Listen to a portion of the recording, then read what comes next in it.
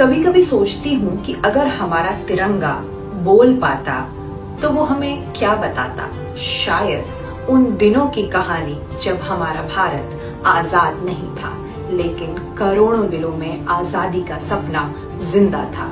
7 अगस्त 1906 कलकत्ता के पारसी बागान स्क्वायर में एक राष्ट्र ध्वज फहराया गया।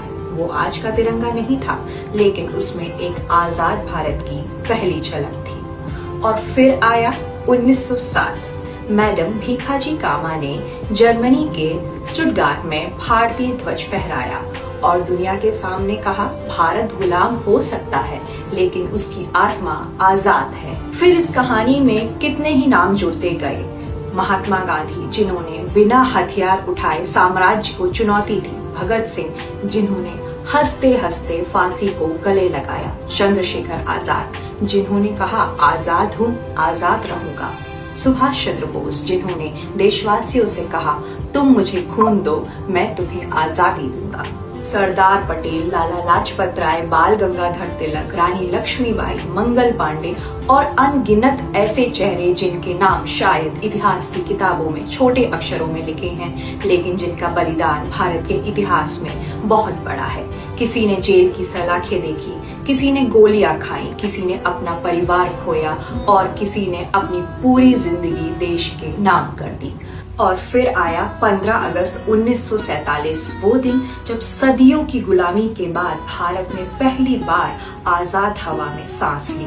और आज 2026 में हम स्वतंत्रता की 80वीं वर्षगांठ मना रहे हैं। आज हमारे हाथों में वही तिरंगा है, लेकिन सवाल है, क्या हम उस आजादी की कीमत को समझते हैं? क्योंकि आजादी सिर्फ उस सीमा पर खड़े सैनिक की जिम्मेदारी नहीं है, ये हमारी भी जिम्मेदारी है। जब हम ईमानदारी से अपना काम करते हैं, जब हम किसी दूसरे के अधिकार का सम्मान करते हैं, जब हम भेदभाव से ऊपर उठकर इंसान को इंसान समझते हैं, तब हम उस देश के हर एक जवान, हर एक स्वतंत्रता सेनानी को सच्ची श्रद्धांजलि देते हैं।